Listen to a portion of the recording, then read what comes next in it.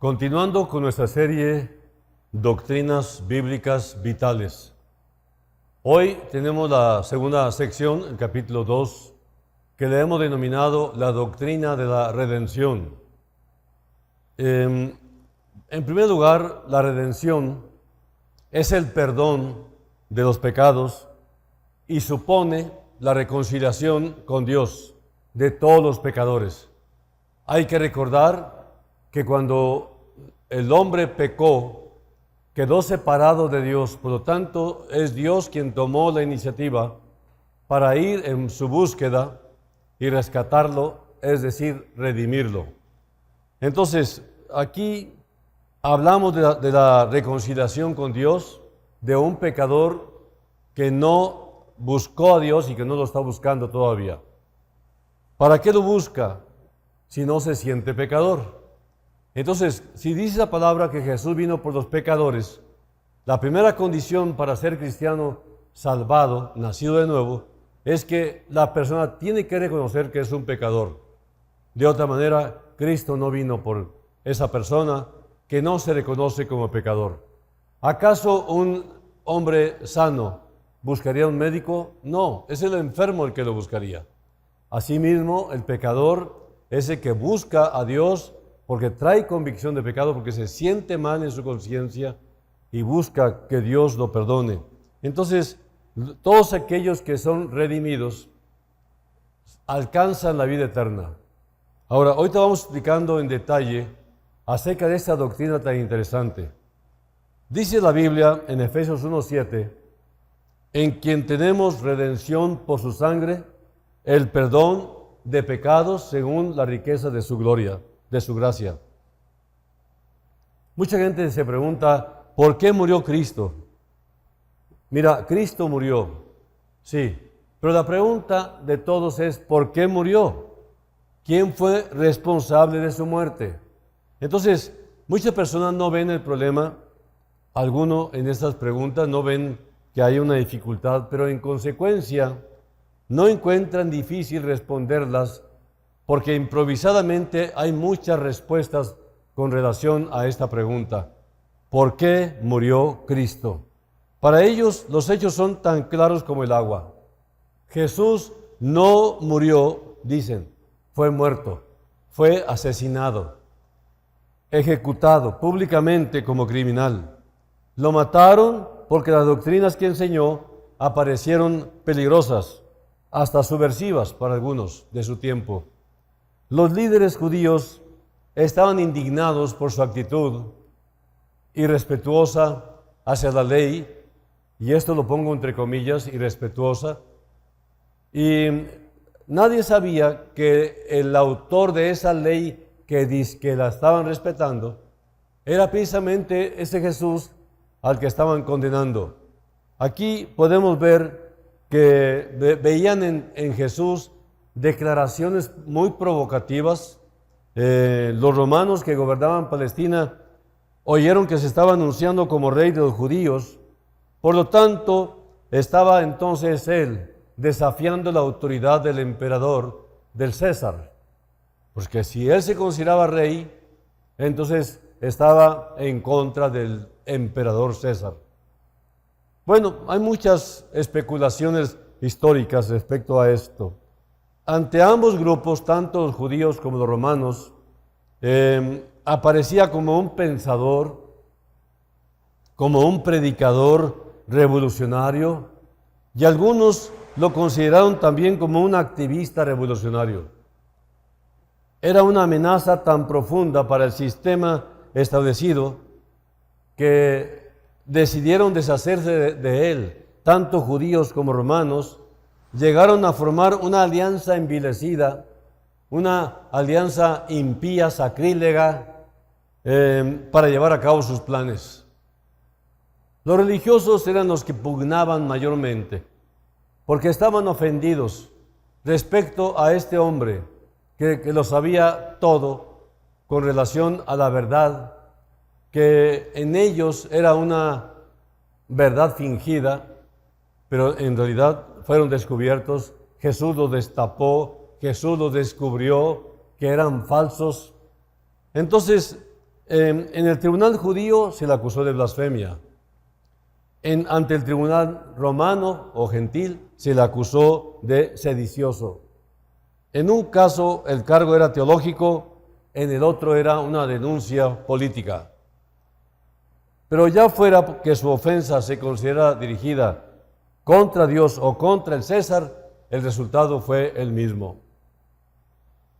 Los líderes percibieron a Jesús como una amenaza contra la ley y el orden y no podían tolerarlo de ninguna manera.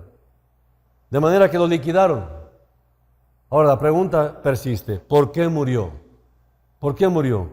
A simple vista murió como quebrantador de la ley, pero en realidad fue víctima de mentes estrechas, fue víctima de su propia grandeza, porque Jesús era maravilloso, singular, nadie como Él. Una de las características fascinantes de los relatos evangélicos acerca del juicio de Jesús es esta fusión de los factores tanto legales como morales. El relato de los 4 evangelistas, hay que recordar que son 4 evangelistas y un evangelio. Bueno, repitiendo, el relato de los 4 evangelistas indica que en ambos tribunales, el judío y el romano, se siguió un trámite legal. El prisionero fue arrestado, acusado y severamente interrogado. En ambos casos se convocaron testigos. El juez entregó entonces su veredicto y terminó pronunciando la sentencia. Sin embargo, los evangelistas también dejan en claro que el prisionero no era culpable de los cargos que se habían presentado. No dejan en claro que los testigos eran falsos y que la sentencia de muerte constituía una grave violación de la justicia. Y esto porque hubo motivos personales y morales que influyeron en la manera en que se actuó. Caifás, el sumo sacerdote judío, y Poncio Pilato, el procurador romano, no eran, vamos a decir, simplemente funcionarios de la Iglesia y el Estado, que cumplían sus funciones oficiales. Eran seres humanos, caídos y falibles, movidos por las oscuras pasiones que a todos nos gobiernan. Nuestros motivos siempre son confusos. Quizás logremos mantener cierta corrección en el desempeño de nuestras propias obligaciones públicas. Pero detrás de esta fachada acechan las emociones violentas, pecaminosas, que siempre amenazan irrumpir en cualquier momento. Estos son los pecados secretos que los evangelistas ponen de manifiesto cuando relatan el arresto, la custodia, la sentencia y la ejecución de Jesús. Más aún, es uno de los propósitos de la narración, ya que los evangelios se usaban en la instrucción moral de los nuevos creyentes, de los nuevos cristianos.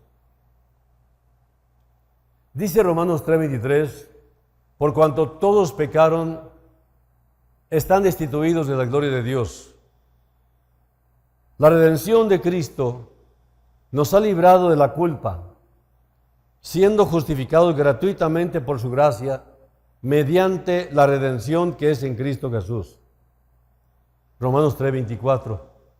Así que toda la humanidad, por su condición de culpabilidad, por el pecado, está voluntariamente separada de Dios. Pero Dios muestra su amor para con nosotros, en que siendo aún pecadores, Cristo murió por nosotros.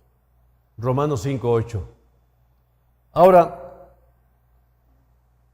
esta introducción que hicimos referente a la muerte de Cristo es precisamente que la muerte de Cristo es la clave de la redención. Sea como fuera ejecutada, realmente estaba en el proyecto divino que se cumpliera de esa manera cruel, despiadada, terrible, llena de falsedad, culparon a un inocente a la muerte y lo sentenciaron a muerte. Pero verdaderamente Jesús nunca cometió un solo pecado, porque Él era a la vez Dios y a la vez hombre, hombre perfecto. Entonces, ¿qué beneficios acarrea la redención? En primer lugar, la muerte de Jesucristo nos trajo la redención, el rescate, y con ello la vida eterna, el perdón de los pecados, la justificación, la libertad de la maldición de la ley, porque dice la palabra que por no cumplir la ley todos están bajo maldición. Adopción también dentro de la familia de Dios, porque les recuerdo que Jesús era el único Hijo de Dios. Y para que los demás fuéramos hijos de Dios, necesitábamos esta entrega, esta redención, para poder ser hijos adoptivos de Dios. Entonces, también nos regaló la liberación de la esclavitud del pecado. La redención también nos trajo la paz con Dios, la morada permanente del Espíritu Santo dentro de nosotros, el cual el Espíritu es el que da testimonio en nuestro interior de que somos hijos de Dios. Entonces, ser redimido en todo caso es ser perdonado, santificado, justificado, bendecido, liberado, adoptado y reconciliado. Entonces, la palabra redimir significa comprar. El término era usado específicamente con referencia al pago de la libertad de un esclavo. La aplicación de este término a la muerte de Cristo en la cruz significa exactamente eso. Si somos redimidos, entonces nuestra condición previa era la de esclavitud. Dios ha pagado nuestra libertad, nos ha liberado de esa esclavitud y ya no estamos bajo esa esclavitud del pecado o de la ley del Antiguo Testamento. Este uso metafórico de la redención es la enseñanza de Gálatas 3:13 y 4:5. La palabra redención, rescate, está relacionada con el concepto cristiano de este término glorioso que es la redención. Jesús pagó el precio de nuestra liberación del pecado y sus consecuencias que conllevaba. Su muerte fue ofrecida a cambio de nuestra vida. De hecho, la Escritura dice claramente que la redención solo es posible a través de su sangre, esto es, por su muerte. Dice Colosenses 1:14, en quien tenemos redención por su sangre, el perdón de pecados. Las calles del cielo estarán llenas de excautivos, quienes por ningún mérito propio se encuentran redimidos, perdonados y libres. Los esclavos del pecado son convertidos en santos. No sorprende que cantan un nuevo cántico, un cántico de alabanza al Redentor que fue inmolado. Y este cántico de los redimidos, los ángeles del cielo se van a callar, porque ellos no se saben la canción del Redentor o de la redención. Solo los pecadores redimidos, los pecadores arrepentidos y salvados, son los que saben cantar el cántico de la redención, y con ellos se levantarán alabanzas y adoración a Dios. Nosotros éramos esclavos del pecado, condenados a una separación eterna de Dios. Jesús pagó el precio para redimirnos, resultando en nuestra liberación de la esclavitud del pecado y nuestro rescate también de las consecuencias eternas de ese pecado. Ahora bien, si redención significa rescate, liberación, etc., si Adán ya no quiso nada con Dios, ¿en dónde comenzó todo? Dentro del mismo Edén comenzó todo. Ahí adentro comenzó todo. El Señor ya había planeado cómo redimir a este que había caído. Adán y Eva ya habían caído. No habían sido expulsados del Edén todavía. Y ahí dentro el Señor seguía tratando con ellos. Y ahí dentro del Edén el Señor les preguntó, ¿dónde estás tú? ¿Por qué? ¿No sabía Dios dónde estaba él? Sí, el que no sabía era Adán y Eva. No sabían ellos dónde estaban. Habían caído. Dice Génesis 3, 9 al 11. Mas Jehová Dios llamó al hombre y le dijo, ¿dónde estás tú? Y él respondió, oí tu voz en el huerto y tuve miedo, porque estaba desnudo y me escondí. Y Dios le dijo, ¿quién te enseñó que estabas desnudo? ¿Has comido del árbol de que yo te mandé, no comieses?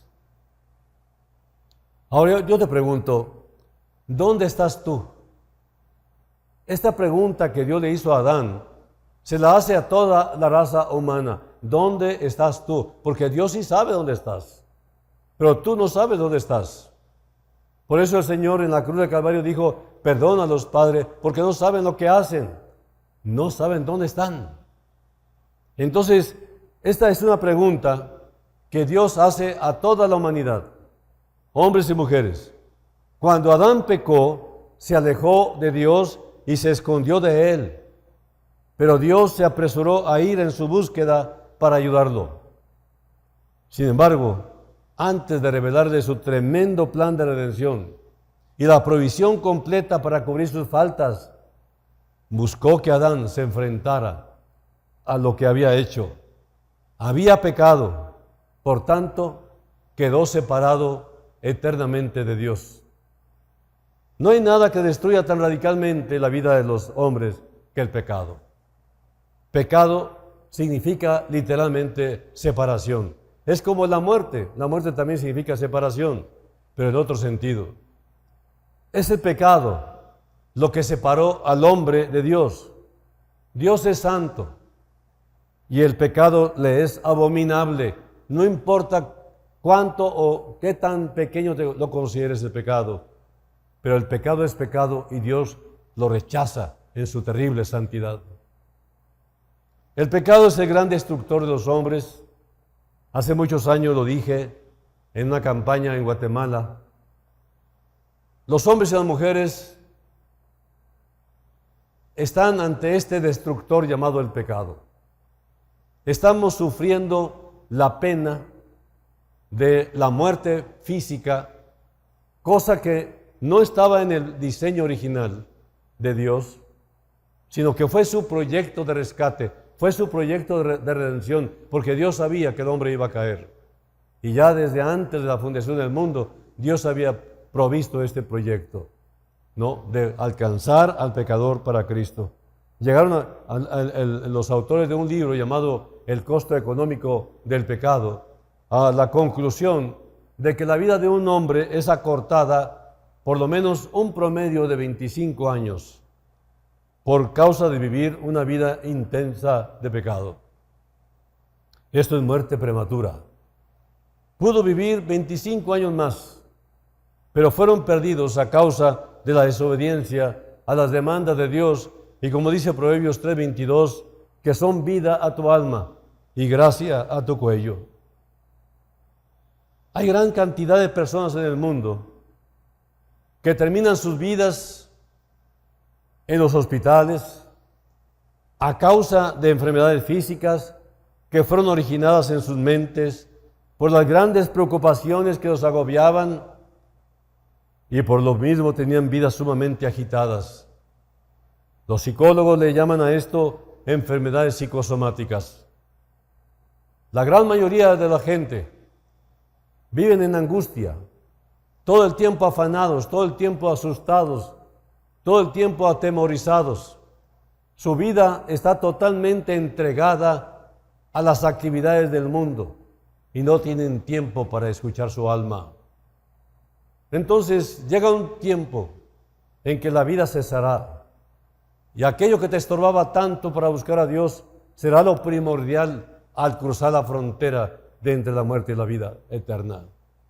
Del otro lado te vas a dar cuenta que lo que te afanaba no era lo esencial.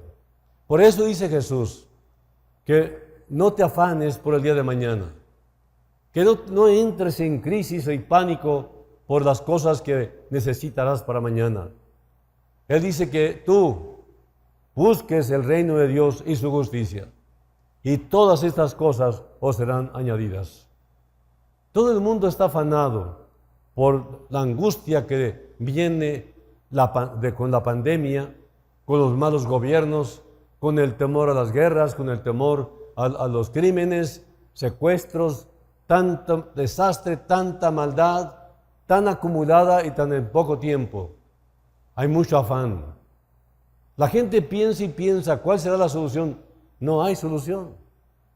La gente siempre pensó que el presidente en turno resolvería los problemas de México. Y ha sido así a través de los años.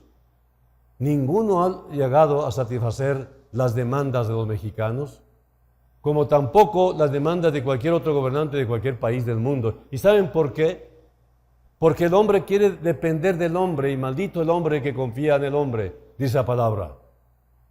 Dios nos está enseñando que si ya eres un creyente, dejes de depender de lo que hacen otros para tu bienestar. Busca al Señor, busca primeramente el reino de Dios y su justicia. Y todas estas cosas que te hacen falta te van a ser añadidas, y créemelo, así será. Porque Dios comprometió su deidad. Hay gran cantidad de personas así, muy enfermas, otros ya murieron por tanto afán. Hay otras personas que aparentemente no tienen problemas físicos, pero que tienen sus mentes destruidas. ¿Has visitado alguna vez sanatorios o centros de salud mental? Esos pabellones de enfermos parecen un pabellón zoológico humano. Es muy difícil describir lo que ocurre con las personas internadas ahí. El famoso predicador Billy Graham y otros hombres han llegado a la conclusión en sus investigaciones que el 75% de los pacientes de los hospitales podrían ser sanados si tan solo creyeran que sus pecados son perdonados. Billy Graham hace poco partió con el Señor.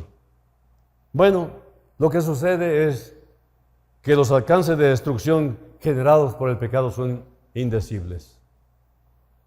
Dice Éxodo 25 que alcanza hasta la tercera y cuarta generación de los que aborrecen a Dios.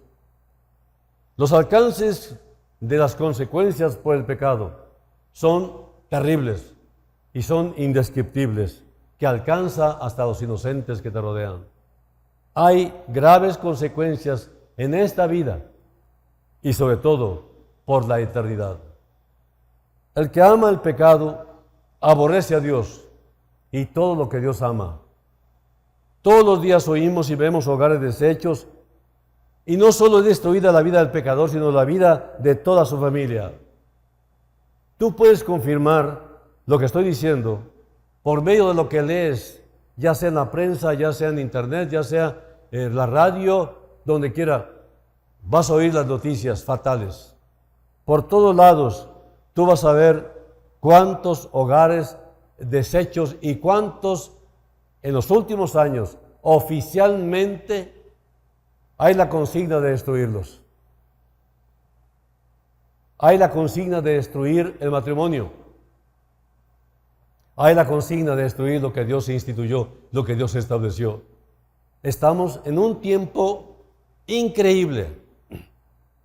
Este es el último tiempo. El siguiente evento profético por suceder es lo que viene, que es la gran tribulación. Un tiempo terrible, como nunca antes en la historia de la humanidad ha sucedido. Cada día el número de suicidios es mayor, muchos se quitan la vida o desean hacerlo, pero el gran vacío que tienen en sus vidas ya no encuentran razón para vivir, porque son muy miserables con la vida que han llevado hasta ahora. Pero el clima del pecado es condenación eterna. Es lo que dice la palabra.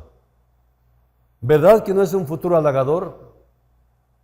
Yo creo que no hay mayor pecado que la indiferencia a los avisos de Dios y a la solución gratuita que Dios ofrece en Jesucristo su Hijo. La redención es más que salvación. Gracias a Dios que hay buenas nuevas. Dice la Biblia en Levítico 17:11, en la primera parte, porque la vida de la carne en la sangre está. La sangre es vida derramada. Un cuerpo sin sangre es un cadáver. Algunas personas le llaman a esto el evangelio sangriento o la religión de carnicería. En verdad es sangriento, pero no como ellos piensan. En la Biblia dice, sin derramamiento de sangre no se hace remisión. Hebreos 9:22. Remisión significa perdón, en este caso, perdón de pecados. Esas personas que dicen que el evangelio es sangriento no creen que la sangre es en realidad válida para salvar a una persona pecadora. Pero la sangre de Jesucristo, el único que limpia al pecador. Es imposible que una persona que niega el poder de la sangre de Jesús para salvar escape del fuego eterno. No va a poder escapar del fuego del infierno. Hebreos 9:12 dice, y no por sangre de machos cabríos ni de becerros, sino por su propia sangre, entró una vez para siempre en el lugar santísimo, habiendo obtenido eterna redención. Hebreos 9:11 al 14 para los que lo quieran leer. Miren, a través de los siglos, y esto lo hemos estudiado tanto tú como yo en la historia, siempre ha habido sacrificios humanos para aplacar a supuestos dioses. Doncellas, jóvenes hermosas, en México, desolladas para aplacar al dios trueno, que era el volcán haciendo erupción. Lleno de furia, decían ellos, la única forma de aplacarlo es mediante un sacrificio. ¿Quién lo dijo? ¿Quién lo dijo? El volcán ni siquiera habla. El dios falso que tienen ellos tampoco habla. Sino que es Satanás poniendo en la mente de la gente ingenua tonterías como estas, desafiando a Dios, al Dios eterno que no es más que amor y que jamás pediría un sacrificio humano aparte del de Jesús. La redención es que Jesús murió por cada criminal. Por eso decimos que es más que salvación. Murió por cada hombre y mujer sucios, por los religiosos, por los moralistas, por los que se creen buenos, por cada persona perdida. Hay mucho humanismo secular en los últimos años. La gente hablando cosas bonitas, mandando clichés, sketches, cosas así por medio de las redes sociales, hablando cosas muy bonitas. Que tengas un buen día, ¿no? Y que la cuerda de corazón es una fibra. Y bueno, palabras elegantes, bonitas, que no tienen nada que ver con Dios. Muchos le adjudican estas palabras a Dios, pero Dios nunca las dijo. Lo que Dios dijo está en la Biblia. Entonces es importante entender que mucho de lo que se dice hoy, que aunque tenga la buena intención, se llama humanismo secular, es decir, humanismo sin Dios. Así que murió Jesús por todo el mundo, por todos los pecadores, como tú y como yo, y esto es redención. Ya pagó, ya murió, ya derramó su sangre, ya pagó. La redención ya fue ejecutada, la redención fue efectuada y Dios, el juez justo, está satisfecho. La redención es para toda la humanidad. Pero hay un problema. La gente no quiere esa redención. La gente no se la quiere apropiar. La gente debe entender que para poder ser redimidos hay que apropiarse del Redentor. Y hay que invitarlo a que entre al corazón. Así que Jesús derramó su sangre por toda la raza humana, por cuanto todos pecamos. La Biblia dice que la paga del pecado es muerte. Y esto quiere decir que normalmente el pecador ha de perder la vida, morir eternamente. Así que el Dios hombre, Jesucristo, se presentó y en perfecta identificación con el hombre, tomó el lugar de éste y rindió su vida de infinito valor sobre el altar de la cruz. La vida que la justicia de Dios exigía en este caso, porque ya se cumplió, se ofrendó, ya fue efectuado. Una vez para siempre. Y hace expiación, es decir, pago por el pecado. Dice Eclesiastés 7:20, ciertamente no hay hombre justo en la tierra que haga el bien y nunca peque. También lean Romanos 3:10 y Romanos 3:23. La redención es para todos y ya fue efectuada, repito. Pero la salvación es solo para aquellos que aceptan la redención de Cristo apropiándosela. Él ya pagó, ya está todo arreglado. Dios lo que quiere es que te lo apropies, que lo aceptes, el pago gratuitamente.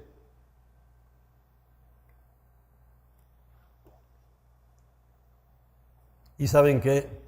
Todo por fe, gratuito. ¿Quién le hace caras a lo que es gratis? Pues solamente el que ignora que es gratis.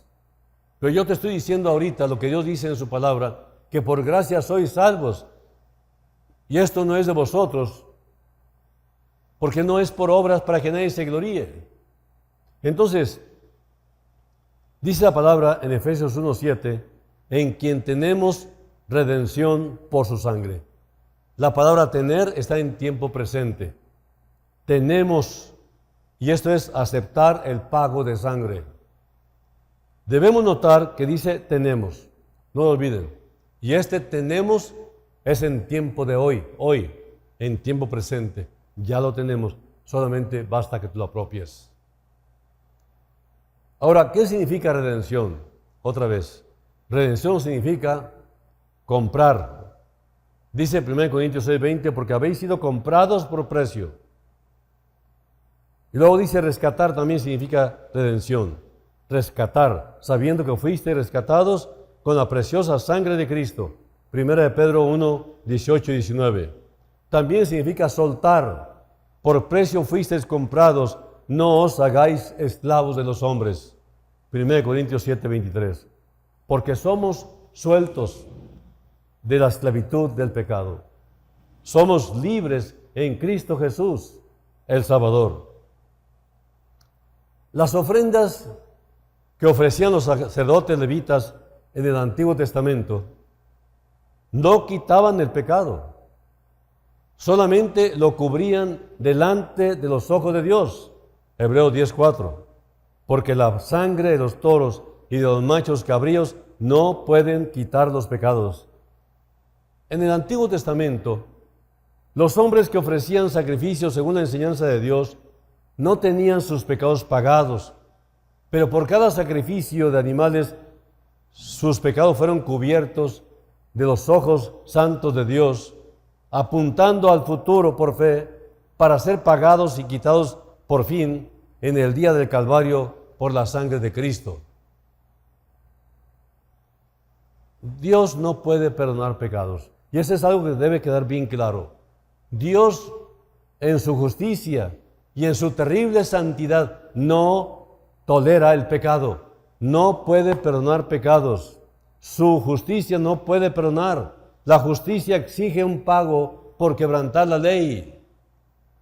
Por ejemplo, en términos normales, el agente de tránsito que no levanta la multa según una infracción que hayas cometido, el tal agente no está haciendo justicia. La ley es fría. La ley no es sentimental, no es emocional. La ley exige pago y el infractor tiene que pagar. La infracción debe ser pagada. La ley exige que el infractor pague. Asimismo, Dios exige el pago por el quebrantamiento de su ley. En el Calvario, Dios fue vindicado, es decir, fue restituido, fue compensado. Tomó el pago y quedó satisfecho. Cristo, su Hijo, pagó la cuenta que exigía y demandaba la justicia divina. La sangre de Cristo fue propiciación por el pecado para satisfacer la ira de Dios, ira santa y justa. Dios está satisfecho con el pago de sangre que Cristo hizo. Su propia sangre, no más, no menos, solo eso. La sangre de Jesucristo, su Hijo, nos limpia de todo pecado. Dice 1 Pedro 3:18, el justo por los injustos.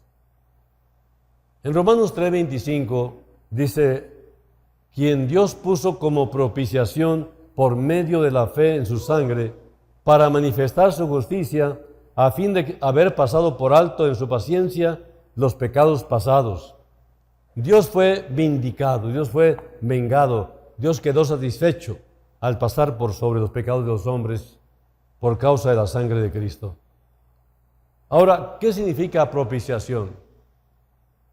Propiciación es una ofrenda voluntaria. Es sacrificio aceptable. Cristo fue la ofrenda aceptable por nuestros pecados. La pena de muerte que Cristo sufrió, la sufrió por ti y por mí. Él nos sustituyó en la muerte. Él, que nos ama tanto, dio su vida para que todo aquel que en Él cree no se pierda, mas tenga vida eterna. Pero esta pena de muerte es la nuestra, porque la paga del pecado es muerte. Y Jesús nunca pecó. Por lo tanto, ¿por qué murió? Por mis pecados murió.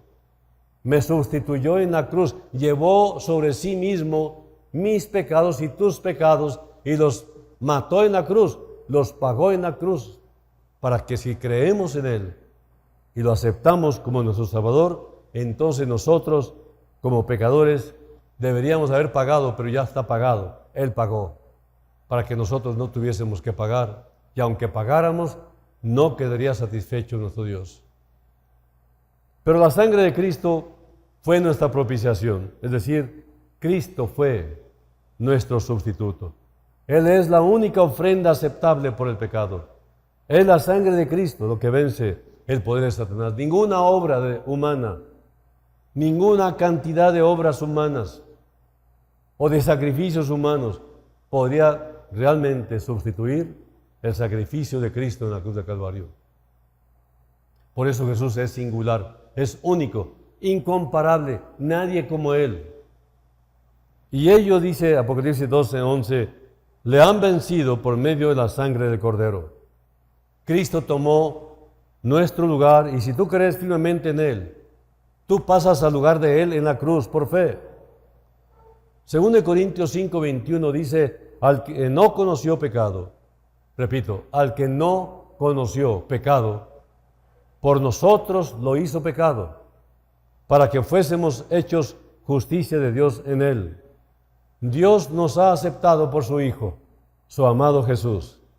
Si dejáramos de ser aceptados por Dios, eso significaría decir que Dios ha dejado de aceptar a su Hijo y lo que Él hizo.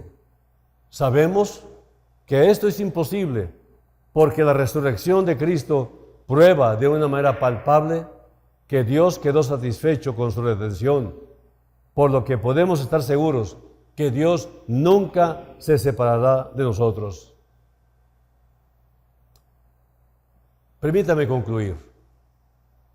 Si es una absoluta verdad que la muerte entró por un hombre que trajo el pecado, o sea, Adán, por Adán vino el pecado y la consecuencia del pecado es la muerte, también es una absoluta verdad que por un hombre que trajo la vida viene la resurrección de los muertos y este es Cristo. Entonces, un hombre, Adán, trajo la desobediencia y la muerte.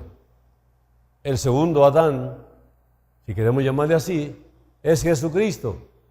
Él trajo la obediencia y la vida eterna. Así que hay 4 grandes realidades de la vida espiritual en el hombre en Génesis 3 que aparecen por primera vez en la palabra de Dios.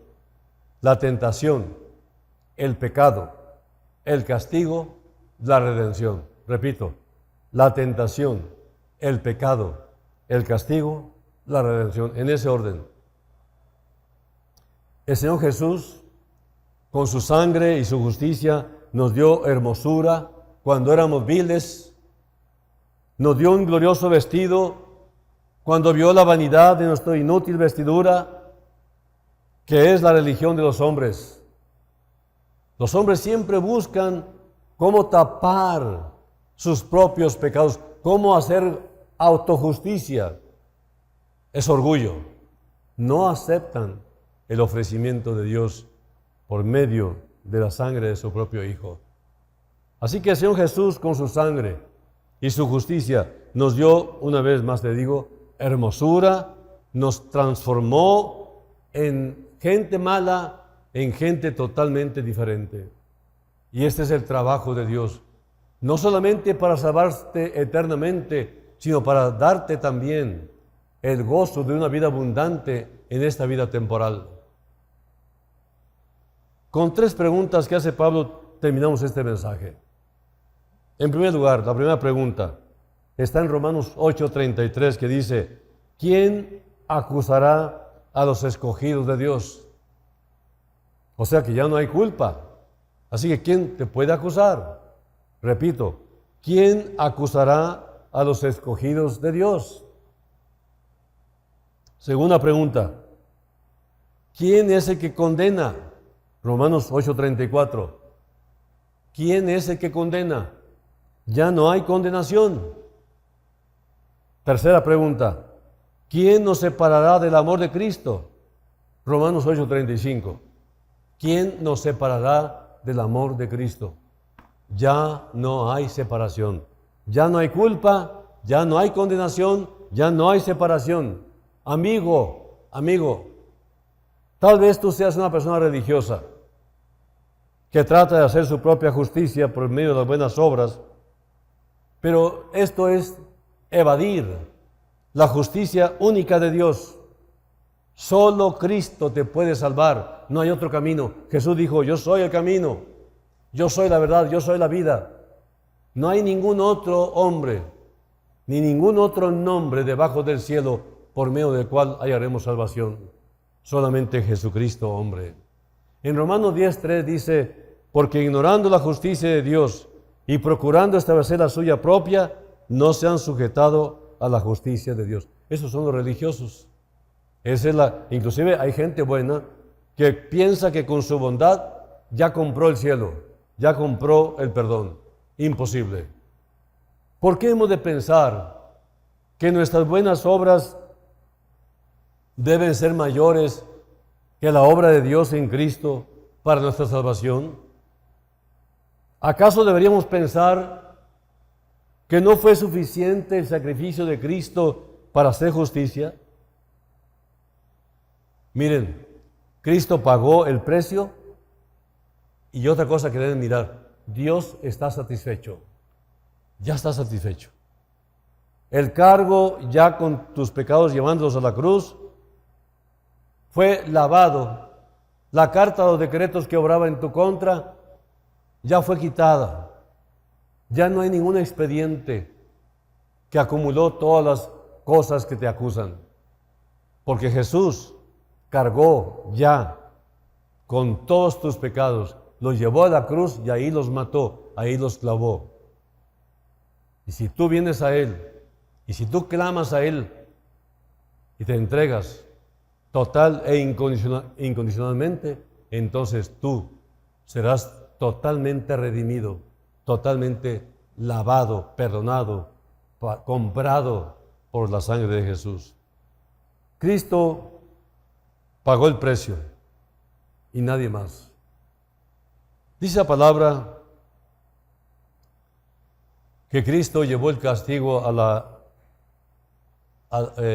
la cruz, castigo que te correspondía a ti, y quiere que tú lo recibas a Él por la fe.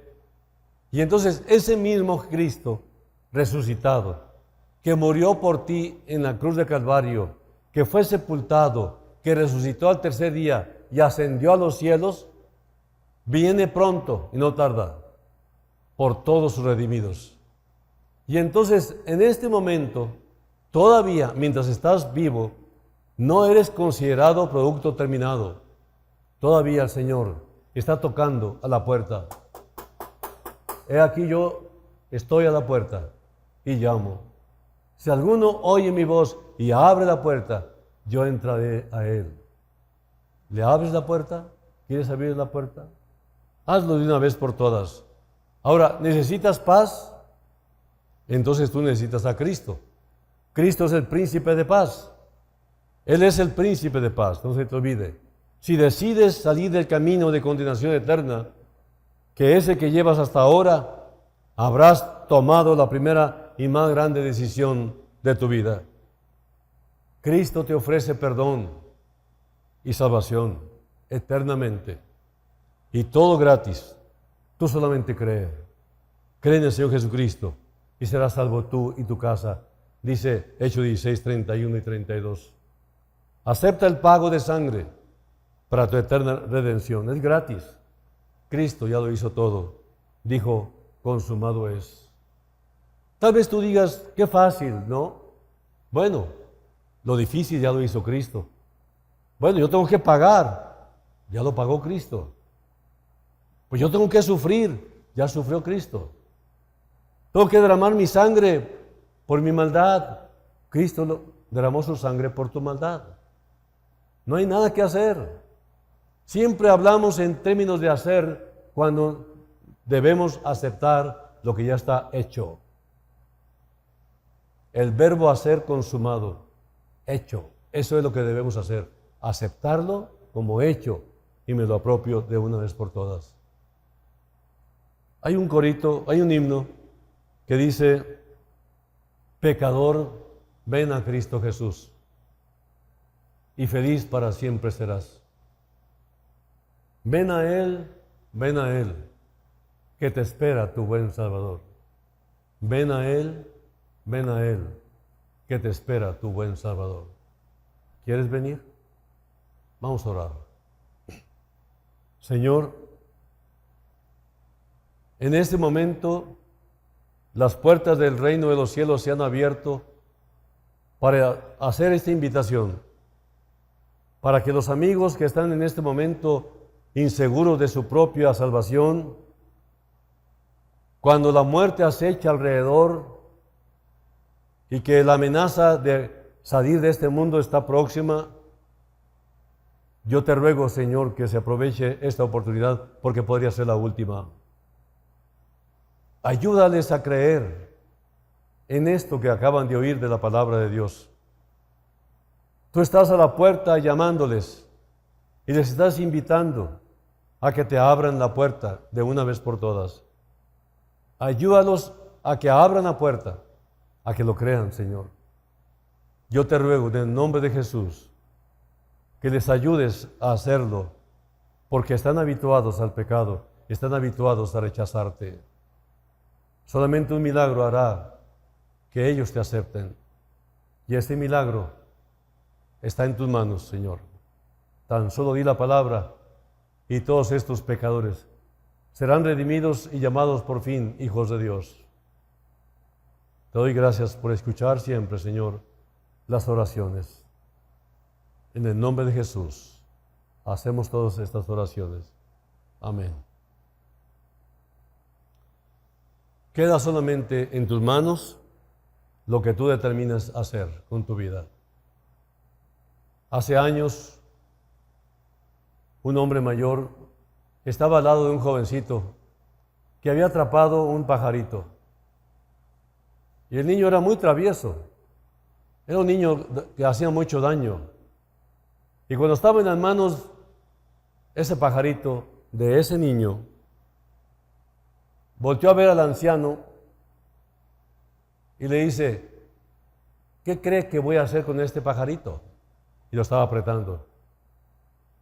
Y le dijo, la vida del pajarito está en tus manos. Lo que tú decidas, eso será.